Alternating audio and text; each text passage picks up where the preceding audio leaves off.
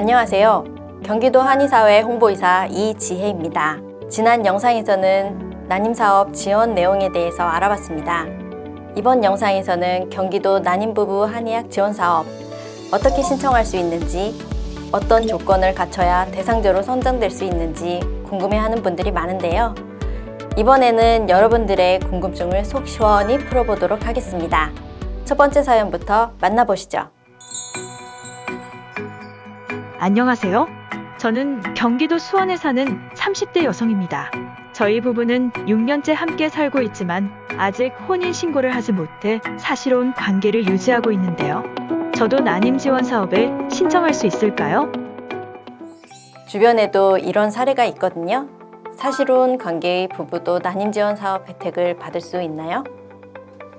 네, 우선 결론부터 말씀드리면 가능합니다. 법적 부부 상태가 아니더라도 사실혼을 입증하는 서류만 제출하면 난임 치료가 가능합니다. 뿐만 아니라 저희가 가장 많이 받는 질문이 주소에 관한 건데요. 주말 부부 등 개인적인 이유로 부부의 주소지가 다른 경우 부부 중 한 명만 경기도에 주소지가 있으면 난임 지원 사업 지원이 가능합니다. 지원 신청일 기준으로 주민등록상 주소지가 경기도에 해당하면 가능하다는 뜻입니다. 네, 경기도 난임부부 한의학 지원 사업에 신청하려면 혼인관계 증명서나 주민등록 등본 외에도 다양한 서류를 제출해야 하는데요.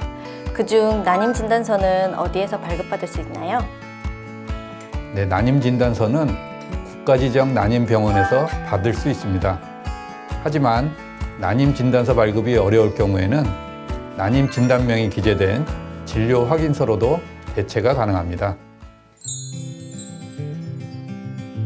둘째 출산을 꿈꾸고 있는 주부입니다. 제 경우 첫째 아이는 순탄하게 가진 편인데 둘째 아이는 벌써 5년째 노력 중이지만 쉽게 찾아오지 않네요. 이런 경우에도 난임 지원 사업의 혜택을 받을 수 있을까요? 사연을 들어보니 초산이 아닌 경우에는 난임에 대한 고민을 털어놓기가 더 어려울 수 있겠다는 생각이 듭니다. 어떻습니까? 첫째 아이 출산 후 1년 이내에 임신이 되지 않을 경우에도 난임 치료가 가능할까요? 네, 사연자의 사례처럼 둘째, 셋째 아이를 갖고자 했을 때 임신이 안 되는 경우도 많이 있습니다. 이 경우도 마찬가지로 첫째를 출산한 후 정상적인 성관계를 갖고 있음에도 임신이 되지 않는 난임에 해당하므로 난임 지원 사업에 신청할 수 있고요. 과거 이 사업을 통해 둘째 또는 셋째 임신에 성공한 사례가 많이 있습니다. 지금까지 경기도 난임부부 한의학 지원 사업에 대해 다양한 정보를 살펴봤는데요. 끝으로 한의학 난임 치료에 대해 한 말씀 해주시죠. 네, 한의학 난임 치료는 부부의 신체를 건강하게 만드는 것이 최우선입니다. 그래서 난임 치료를 하는 3개월 동안 수족냉, 월경통, 월경불순, 정자 상태 개선 등 임신의 부정적인 증상들이 사라지고 건강을 회복하는 사례를 많이 볼 수 있었습니다. 난임으로 고민하고 있다면 건강한 임신을 위해 꼭 신청해 보시길 바랍니다.